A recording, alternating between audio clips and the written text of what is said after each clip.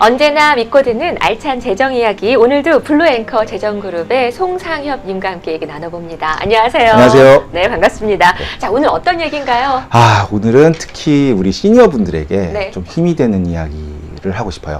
오늘의 주제는 상조회보다 더 좋은 방법으로 장래 비용을 준비하는 보험입니다. 아름아름 사람들을 통해서 이 장례 비용을 준비하는 거, 상조회로 네. 이런 것들을 많이 보게 되는데, 근데 장례 비용 준비할 수 있는 보험이 따로 있었어요? 예, 있습니다. 미국에서 보통 Final Expense Insurance라고 하는데요. 남겨진 가족분들에게 재정적인 부담을 드리지 않기 위해 가입하는 목적을 가지고 있습니다. 아, 그래요? 네. 아니, 그러니까는 장례는요, 갑작스럽게 찾아온 거기 때문에 그렇죠. 그런 것들을 좀 미리미리 준비를 해야 되는데, 네. 근데 이런 것들은 약간 이렇게 생각하기가 싫잖아요. 그렇죠. 그래서 미리 준비를 못하는 경우가 참 많은 것 같습니다. 예, 맞습니다. 네. 최근에 그 bankrate.com이라는 사이트가 있어요. 네. 거기서 좀 눈여겨볼 조사가 한번 발표가 됐었는데, 미국인 성인 전체에서 41%만 네. 뱅크 어카운트에 비상금으로 쓸 수 있는 $1,000가 네. 저축돼 있다고 발표가 됐습니다. 그래서 어머, 진짜요? 네네네. 네, 그게 사실 미국 네. 미국의 현실이거든요. 그러면은 나머지 한 60%는 지금 뱅크 어카운트에 $1,000불도 없이 매일매일 페이먼으로 생활을 하고 있다. 그날 벌어서 그날 쓰는. 뭐 그날 벌든 그달 벌든 그렇죠. 뭐 그렇게 되겠죠.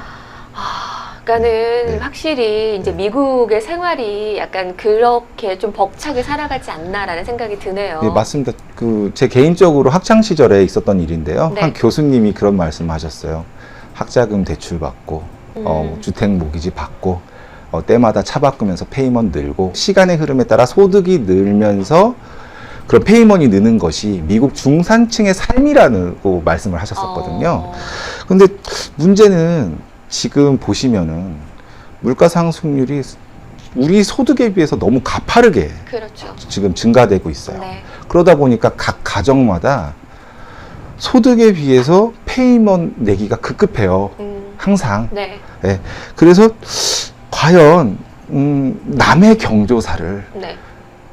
대신 준비해 줄 수가 있을까 가정에서. 그리고 특히 장례 비용에 대해서는 가족이라 할지라도 쉽게 얘기를 누가 먼저 꺼낼 수가 없어요. 그렇죠. 현실적으로 이게 되게 어려운 이야기입니다. 네. 네. 그러니까 누구나 생각하기 싫지만 그럼에도 불구하고 누구에게나 찾아올 수밖에 없기 때문에 그렇죠. 그래서 우리는 준비를 해야 되는데 네. 자, 그렇다면은 장례 비용으로 네. 얼마 정도를 우리가 준비하면 좋을까? 그게 궁금한데요. 네. 이거 관련으로 2019년도에 자료가 하나 있었어요. 네. 2019년도에 미국 장례 지도사 협회에서 네. 미국 전체의 중간 장례식 비용을 7,640불로 발표를 했습니다. 7,640불? 네, 7,640불로 발표를 했는데 네. 여기서 포인트가 있어요. 뭐냐면은 장례 비용이라는 게 네. 장례 용품이라든지 장례 서비스에 따라서 가격 변동이 크거든요. 예. 그렇기 때문에 그 가격만 보시고 네. 저 비용으로 맞춰서 준비하면 되겠구나라고 하시다 보면 실제 장례 비용과 많이 부족한 차이를 낼 수도 있습니다. 네. 그래서 예를 들면 제가 팬데믹 사태 때 네. 조문을 갔던 장례식의 경우를 말씀드릴게요. 아드님하고 이야기를 나눠봤는데 네. 최소 비용과 최소 서비스로 했음에도 불구하고 약 $10,000 정도가 들었다고 하시더라고요. 네. 그래요? 네, 장례 비용이 $10,000 정도 들었는데 네. 만약에 남겨진 가족분들이 네. 선택 사항 안에서 조금이라도 저 높은 수준으로 선택을 하셨다면 네. $10,000는 부족했겠죠. 네. 그렇네요. 네네네. 그러니까는 정말 현실적인 이 장례 비용을 어느 정도 예상을 하고 준비를 해야겠는데, 그렇죠. 자, 그렇다면은 상조회와 네. 이 지금 장례 보험을 비교했을 때는 장례 보험이 어떤 장점이 더 있는지가 좀 궁금합니다. 네. 조심스럽습니다. 네. 상조회에 대해서 많이 오해하시는 분들도 계시고 네. 또 좋은 상조회도 계신 걸 분명히 먼저 말씀드리고 싶습니다. 네. 다만 보험의 특징과 상조에서 하는 상조금의 특징을 비교해 드린 거기 때문에 네. 한번 들어봐 주시면 좋겠어요. 네. 제가 현실적인 장례 비용을 보험으로 준비했을 때 상조회보다 좋은 점 3가지를 말씀드릴게요. 네. 네, 첫째, 보험은 보험료가 어떠한 상황에서도 절대 변하지 않아요. 무슨 얘기냐면 네. 간단하게 설명을 해볼게요. 상조회는 회원 중심으로 돼서 운용되는 일종의 모임입니다. 네. 그러다 보니까 이번 달에 너무 많은 분들이 돌아가셨다든지 네. 재정 운영 쪽에서 뭔가 이슈가 될 일이 있으면 월회비라고 하거든요. 상조회는 보험료라고 안 부르고 월회비라고 해요. 월회비를 인상하거나 네. 혹은 연회비를 네. 추가로 받는 경우가 있습니다. 그럼 이번에 이제 팬데믹처럼 그때 네. 이렇게 사망자가 많이 있을 때는 네. 상조회에 가입하셨던 분들이 돈을 조금 더 내는 상황이 있을 수 있어요. 충분히 그런 분들이 있으셨죠. 보험 같은 경우는 그런 경우는 없거든요. 그래요? 일단 보험료가 한번 정해지면 끝까지 갑니다. 약속된 금액은 그 어떤 상황에서도 다 지켜진다. 그럼요. 예, 그게 일단 첫 번째고요. 네. 두 번째는 약속된 보상금은, 그러니까 보험에 있어서 보험은 약속된 보상금을 절대 변경하지 않아요. 그러니까 무슨 얘기냐면 상조회는 기본적으로 만기 적용하는 플랜을 쓴다고 보시면 돼요. 네. 그러니까 무슨 얘기냐면 만기를 채워야 약속한 보상금이 나와요. 네. 약간 한국으로 치면은 적금 같은 거예요. 아, 그런 거군요. 네. 그러다 보니까 납입하시다가 네. 돌아가시게 되면 네. 적금을 깬 것 같은 상황이 와요. 그럼 어떡해요? 그러니까 예를 들면 15년 만기에 만불이 보상금이었는데 네. 상조금이었는데 네. 5년을 납입하시고 사망하시게 네. 되면 뭐 약 3,000불 정도의 보상금이 나오는 거예요.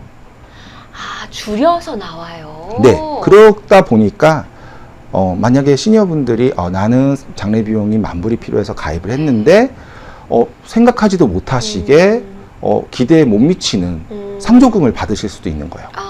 그거에 비해 보험은 네. 일단 약속되어진 보상금을, 그러니까 보험의 효력만 바로 발휘가 되면은 네. 6개월을 납입하시던 1년을 납입하시든 상관없이 약속했던 보상금을 네. 지불한다는 거죠. 무조건 개런티. 무조건 개런티하는 거예요. 그래요. 네. 네. 그러니까 항상 그렇잖아요. 네. 예상하지 못했던 일들이 항상 나오는데 그렇죠. 그런 분들을 정말 많이 봤어요. 네. 특별히 이 그 죽음과 관련된 것들은 예상치 못하게 찾아오는 경우들이 많죠. 그렇죠. 네. 그래서 마지막으로 3번째로 말씀드리고 싶은 거는 보험을 통해서 시니어분들이 좀 더 자유롭게 장례 비용을 선택하고 비과세로 받으실 수 있다는 겁니다. 그러니까 무슨 얘기냐면 장례 보험 자체가 생명보험을 기반으로 만들어진 거예요. 그래요. 그러다 보니까 보상금이 네. 비과세로 지급이 돼요. 네. 일단 그래서 남겨진 가족들한테 재정의 부담을 덜어주기 위한 목적하고도 좀 부합이 되죠. 그러니까 받을 때 세금 그렇죠. 텍스 프리인 거예요. 그래요. 예. 받는 분 입장에서는 소득이 안 잡히는 거예요. 오, 좋네요. 그렇죠. 네. 나쁘지가 않습니다. 네. 그리고 보험이기 때문에 네. 상조회와 다르게 상조회 같은 경우 보통 만기 적용 시 얼마라고 이제 상조금이 딱 정해져 있거든요. 최대 네. 상조금이. 그런데 뭐 각자의 목적과 네. 또 경제적인 조건 때문에 비용이 부담되실 수도 있잖아요. 그래서 보험 같은 경우는 그 목적과 조건에 맞게 5,000불에서부터 뭐 15,000, 25,000, 3만 혹은 네. 그 또 다른 목적 때문에 더 큰 비용으로도 준비하실 수가 있다는 게 보험을 통해서 현실적인 네. 장례 비용 보험을 할 수 있다는 거죠. 그렇군요. 자, 그렇다면은 나를 위해서 또는 내 자식들을 위해서 이 장례보험에 가입을 하고 싶어요. 자, 그렇다면은 가입의 나이와 월 보험료는 어떻게 되는지가 궁금합니다. 아, 예. 장례 보험 관련으로는 가입 가능 나이는 45세에서 85세입니다. 오, 나이대는 생각보다 스펙트럼이 좀 넓어요. 그런데요. 예, 그렇게 네. 상태에서 만약에 장례 비용 25,000불 정도를 생각하신다면 60세의 경우 네. 월 60달러에서 71달러 정도로 가입이 가능하세요. 아니, 내가 나이가 60세예요. 네네네네. 내가 가입을 하는데 네네네. 한 60달러만 내면은 네네네. 사망했을 때 지금 25,000달러가 나온다고요? 네네네. 남녀의 차이는 있지만 가격 그 레인지가 보통 네. 60에서 71달러 정도예요. 오. 근데 만약 70세일 경우에 네. 월 80달러를 내시면 장례 비용이 10,000에서 15,000달러까지 지급되는 장례 비용 보험에 가입하실 수 있습니다.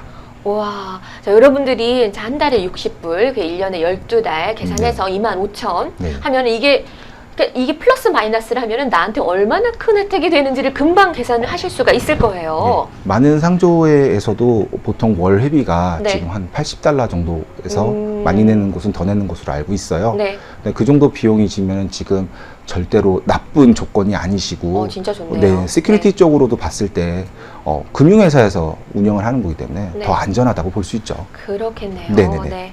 시니어분들이 장례 비용을 준비할 수 있는 가장 효율적인 방법으로 이 장례 보험 네. 이거 활용해 보면 좋을 것 같습니다. 정말 좋죠. 네. 그래서 제가 오늘 참 조심스럽지만 네. 제가 시니어분들, 이걸 시청하고 있는 시니어분들한테 오해 절대 하지 마시라고 말씀드리고 싶고, 제가 드리고 싶은 이야기가 있어요.